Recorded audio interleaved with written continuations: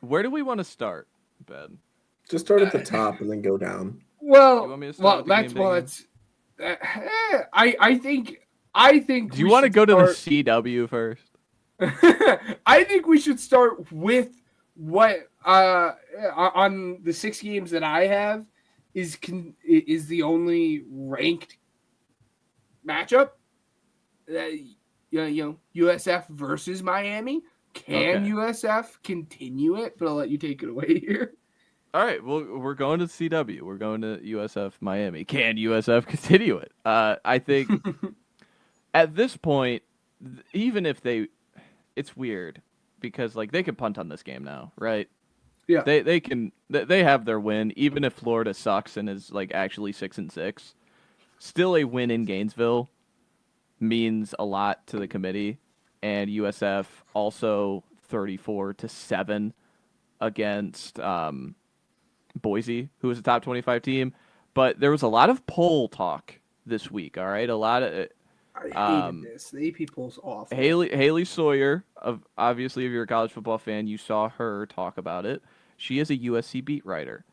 She had no idea what happened in USF Florida, and nor do I ask her to know what happened in that game. But Matt, she's voting on the AP poll. She should know. I understand, but this is the way the AP has worked for years and years. Is they believe that beat writers have the most informed and valid opinions. And to be frank, me and Ben sitting on our couches each week scrolling through games probably have more credibility to vote on polls because we are sitting and scrolling and watching actual teams play instead of covering one singular team. Yeah. Not trying to be like arrogant loser, but that is the truth. And so my overall assessment on the AP is, well, it doesn't matter. It just doesn't matter. I don't care enough about it. A lot of people, I think, made it a big, attacking her specifically. There were, I believe, 8 or 9 who had SMU still ranked higher than Baylor. Baylor beat SMU in Dallas this weekend. So, and they were all men. So, like, I don't want to make this a misogynist thing. Like, it's everybody is bad along the AP poll, and I just want that to be known. It is not life or death. And also, at the same time, for the college football playoff, like, there's athletic directors who are voting on that, and former college football players voting on that. Like, these rankings there's not a lot of credibility. I think everybody's opinions are going to be different, but at the same time, like, just don't stress too much. Like, Tennessee went up 7-ish spots this weekend because they're going to play a game day game. Yeah. They beat ETSU. Cade McNamara.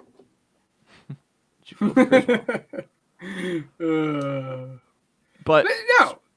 Speaking on this game, speaking on this game specifically, I think Miami kills them. Let's go, Mario. Yes. Again, as fun as these first 2 weeks with USF has been beating 2 ranked teams, again, jury's still out on Boise. We'll see how they are. I mean, Boise did bounce back. But at the time, it was a ranked Boise team, and then turning around and beating a ranked Florida team is very impressive. And it's been a very fun team to root for. But yeah, I really do think Miami kills them. This isn't the Florida team that they played last week. Famous last words, I guess. But yeah, I do think Miami kills them. I think Carson Beck just rips them to pieces, and that hurts. That hurts me to say that. Oh, I bet it me does. Saying that. So, I bet it does. You hater. Hey, you hate John Mateer. What can I say? I do. It's about hate. It's a sport of hate. Really is. Where do you want to go next? I mean, we could talk about the game we teased, Clemson, Georgia Tech. Oh, okay. So Clemson in Atlanta. This is a campus game, unlike Georgia and Georgia Tech this year, by the way. Still upset about that. This was a game that we talked about preseason, and I think a lot of people, we were lower on Miami. Hand up, wrong about that. But doesn't stop me from being high on Georgia Tech And this is like this. I think this line started at like 5.5. It's worked all the way down to this, so it doesn't make me feel great that I'm gonna have No. Georgia Tech winning. But the reason I'm taking Georgia Tech is because of the two teams on the field, Clemson is still just up in the air mystery, like trying to figure it out, trying to look in the mirror. Georgia Tech knows exactly what they are, and you know what that is? We're going to punch you in the mouth for 60 effing minutes. That is what Brent Key wants to do. That is what Haynes King wants to do. Hopefully, King is playing in this game. I know Aaron Philo started against FCS, whoever, last week. Didn't see much of that game, sorry. But I assume they held him out to play in this game. This is a massive game for the ACC. This is massive. Absolutely. This is if Clemson. Just imagine the sky that falls if Clemson is 1-2 with their two like major games to start the season. They outright lose. But Ben, what do you got on this one? No, it scares me that we're both taking Georgia Tech, but I am taking Georgia Tech for the aforementioned Haynes King. Dude's an absolute bulldog.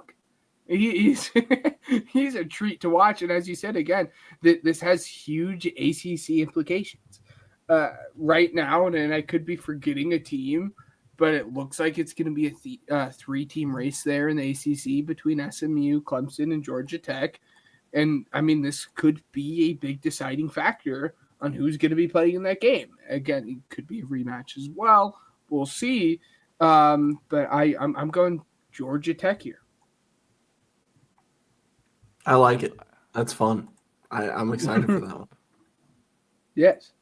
Yeah, the last time they hosted a top 10 team at home was Miami, Florida last year. Cam Ward, their first loss of the season. So Georgia Tech knows how to win these games at home against these teams. So, yeah. Exactly. And right. by the way, grossly misspoke at the top of this when I said only ranked matchup. I have them written down. I just didn't have the funny looking numbers next to them. There's a ton of ranked matchups. Yeah, I mean, there's two other ones to talk about here. Yeah. Stupid. You want to work our way over to the SEC? There should have been 3, by the way. We'll talk about one of them. There should be 3. But finally we get to talk about my beloved SEC game day, Georgia at Tennessee. This is another one of those that, like, this has really plummeted to Tennessee's side of the line. It's 3.5 for Georgia right now. Give me Georgia, obviously. Yeah. Because Kirby against Tennessee is just a rocket. But I think there's a lot of, like, Georgia has not been unleashed yet. All right. I don't care about the Marshall game. You know why? Because there was a rain delay and Gunnar Stockton had like a 1.1 average depth of target. They literally didn't show anything. They were just like, we're going to out-athlete Marshall for 3 hours. Oh, there's a rain delay. We'll out-athlete him for 2 more hours. Kind of feel. So I have no stock in that game. And Tennessee, they couldn't stop Syracuse. I like some of the Angeli stuff, but there are so much more dynamic playmakers along this Georgia team, especially in the portal this year. If Kirby can make this a game where, like, if Aguilar cannot hit the over the top like Hooker did against Bama a few years ago, where, you know, what is it? Hyatt has 200 yards, 5 touchdowns, whatever it was. I think Georgia's fine. I think Georgia's going to dare him to pass, and you know, they're going to swallow up the run game as they have in seasons past. And then, oh, by the way, Tennessee is still going to be missing Jermon McCoy. That's like no shot he's playing. Just overall, everything. I don't know how this line is going to Tennessee outside of just like vibes, because Georgia is far and away the better team to me. Georgia has the far and away better success in the past to me, and they have the better coach to me. So unless you really like Aguilar over Stockton, which I like Aguilar, but no, I like Aguilar, but I think this is going to be his first true test. I mean, we had mentioned like, oh, you looked good against Syracuse. Well, congratulations. I'm proud of you, but you have not seen an SEC defense, let alone a Kirby Smart defense. Yeah. I think he's going to be in hell. I really think Joey Aguilar is going to be in hell in this game. And again, I do like him. I just think he's going to struggle immensely. I mean, this Georgia offense, I think, could come out slow, and I still think Georgia will win this game. Yeah. All right. Let's get into the game at South Bend. Texas A&M travels to Notre Dame. Notre Dame by a touchdown. Notre Dame was on bye last week, so there is a world in which Notre Dame's two ranked opponents all season are played in the first 2 weeks of the season, and they lose both of them. This is, again, like, defensive, hard-headed coaches going at it at night. I think it's a fun helmet matchup as it was the first time around. It was a grinded out slugfest as it being week 1 last year. This time it's being week 3. A&M has not looked good against bad teams. Utah State and UTSA were able to move the ball on them. And you look at Notre Dame, and we talked about it when last week. Like, CJ Carr was really good in that Miami game. I wonder if Denbrock actually opens up the playbook a little bit for him. I know there's a lot of, like, he's a Jaden Daniels merchant, things like that. But I think Denbrock kind of was coaching that game in his own little box, the same way Sharon Moore did for Underwood, that, like, I am not going to let him lose us this football game. And I think this is a game where you need, more so than I don't want him to lose it, you need him to win it against Texas A&M, because you cannot Well, and he proved he could. Yeah, you cannot afford to lose this one.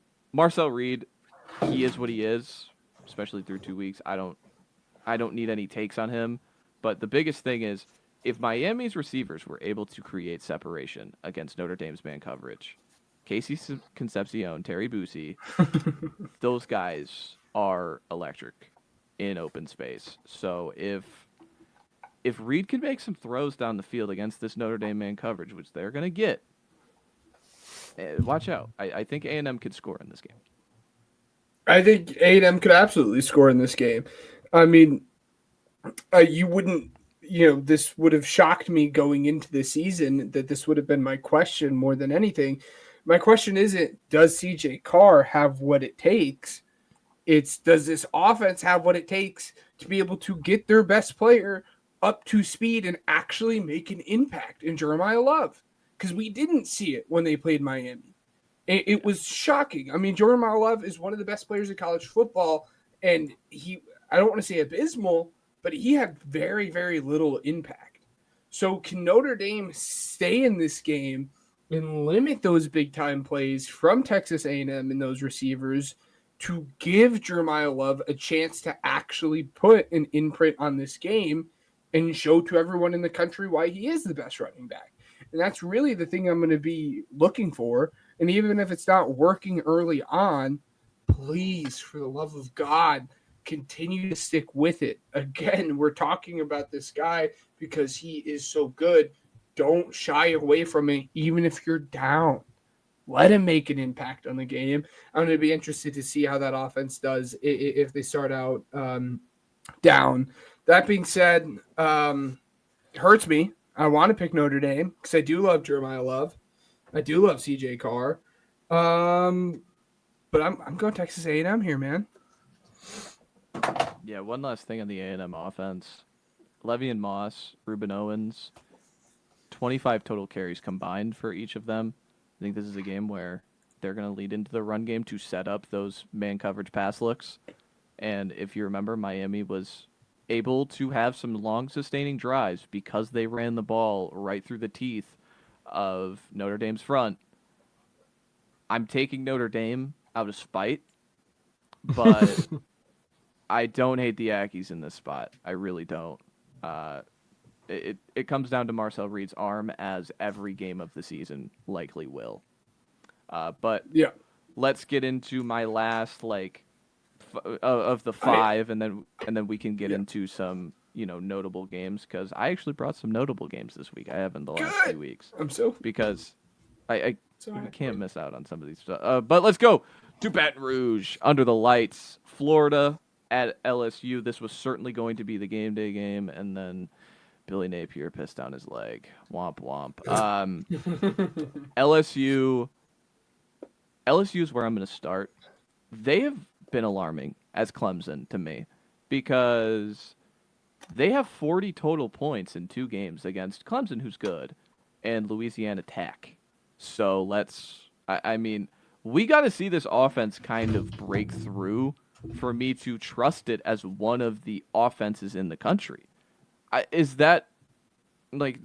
just weird to say that. I think going into the season, I felt pretty content with, the offense is going to move the ball. Are these transfers on defense going to be what, takes them to the next level? I'm kind of swayed where I'm more worried about the offense. Like, Caden Durham still can't run the ball. He's electric. The offensive line, 30 carries for 103 yards through 2 games. One of those against a group of 5 team in Louisiana Tech. Kind of a little hesitant there with the LSU Tigers offense. And then for Florida, they were in a classic look-ahead spot against South Florida. They were staring at this one.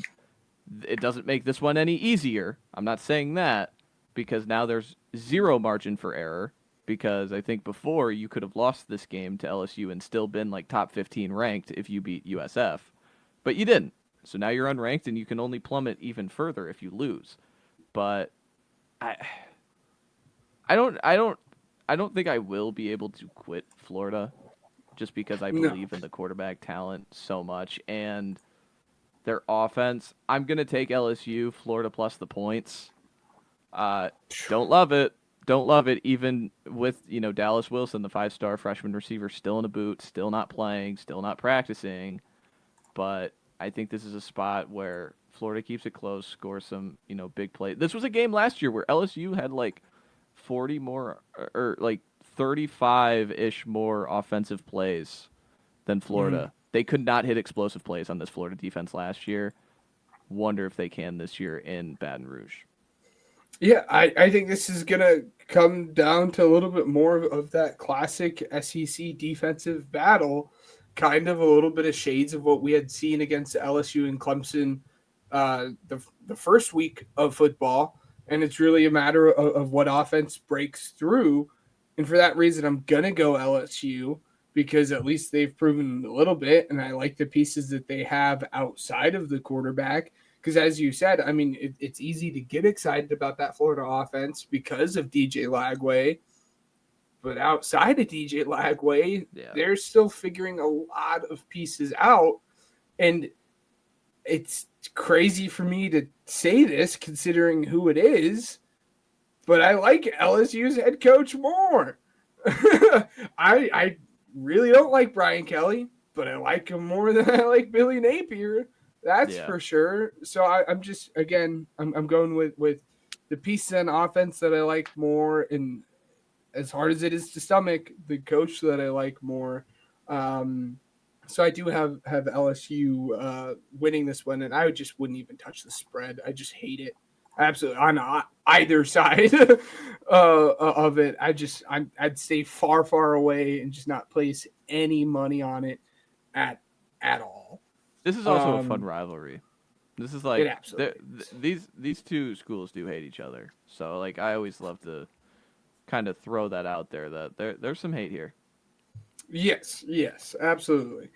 And then just some honorable mentions. I'll just bring them up, talk about them very briefly. You pick up some slack and any teams that I had missed. The first one for me is the Wisconsin at Alabama. I think this game would have been much more fun on my if list. if Billy Edwards was gonna play. Danny O'Neal kind of figured it out as the game went on against Middle Tennessee. But that's Middle Tennessee. That's no Bama. But I still think it's going to be a very, very fun game to watch.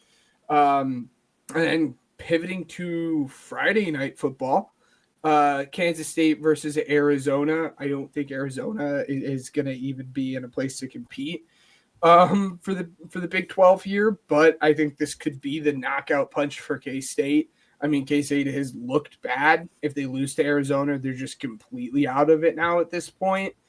I just it's a pick 'em. Yeah. If you told me before the season Kansas State traveling to Arizona would be a pick 'em, I'd say, how good is Arizona? Exactly, right? This is also a non-conference game. I just want that to be known. Oh gosh, that's gross. I hate it because it was scheduled. I think before. Technically Arizona is still Pac-12 in quotations when this was scheduled. Yes, exactly.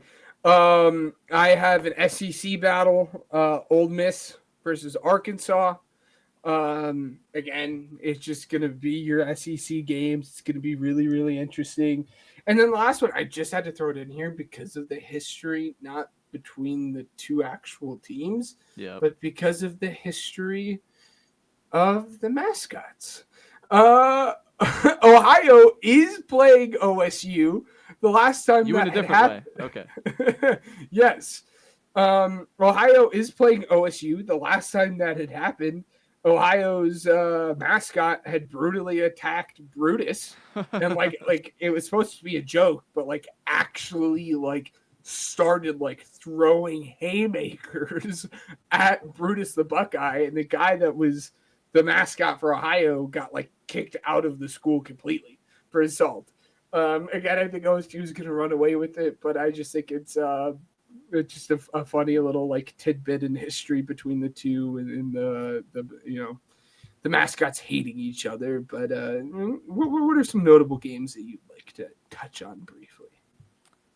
Some notable games Thursday night: State versus Wake Forest. Let's go. Mm-hmm. NC State on their quest to be bowl eligible. They need some of these games. I was looking at their schedule this morning. Like, what if they're 6-0? I think they have Virginia Tech at home soon. They have Campbell, who's FCS. They have this game against Wake, and then one more I can't remember. But Thursday night, some Thursday night college football.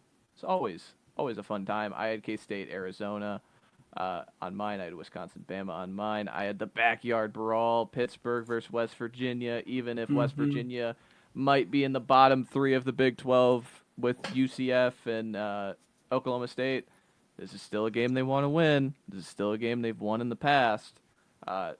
These battles are always fun. And then this was the tease I had. This should be a ranked matchup. Vandy versus South Carolina. Because you know why? These two teams have a common opponent in Virginia Tech. And one of them in Vandy beat them by multiple scores, by 20-plus points on the road in Blacksburg. South Carolina needed a punt return and an explosive touchdown in the final minutes of the fourth quarter to get past Virginia Tech, who didn't score a touchdown in that game. South Carolina ranked as a top 10 team or top 11 team in the country. My mistake. Sorry, AP poll.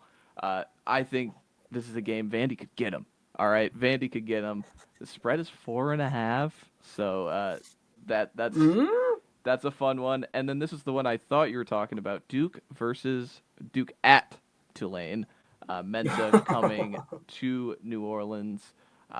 Again, Summerall was asked about it, and he's like, listen, I've taken jobs for more money before, so I'm not faulting the kid.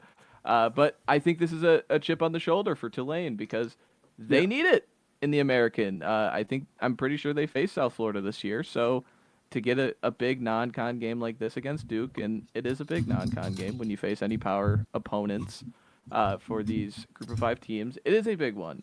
And so if they could get that one, it's a pick'em game at home. See what you got, Tulane. And then lastly, let's keep the Pac-12 alive. Let's continue to have it alive just a little bit longer. Minnesota travels to Cal Berkeley, 9:30 Central Time. I had to make mention of it because we were making jokes in the sports book. You see how much Minnesota's winning by, and it kept going up. It went from 40 to 50 to 60 at halftime, and then taking bets, would they score 100? They didn't, but they ended up blowing out whoever they played. I can't remember. Doesn't matter. No. And then Cal has electric. And Northwestern State, right? And then Cal Berkeley obviously has Jaron Sakapuatelli at quarterback, the lefty slinger, the true freshman. This is a game that like I'm very excited for because these are the games I kind of live for, where it's like some fun, big conference teams who are never going to make the playoff, but both of them are bowl eligible teams, and just a fun one to keep an eye on as you're laying down to slumber. Yes, and really quickly, the team you were looking for there, Matt, on NC State's schedule would be a team that we had mentioned a couple times today. That would be Duke. Was the team that you were missing when you're talking about the first 6 weeks. And then kind of the last place I'd want to leave it off.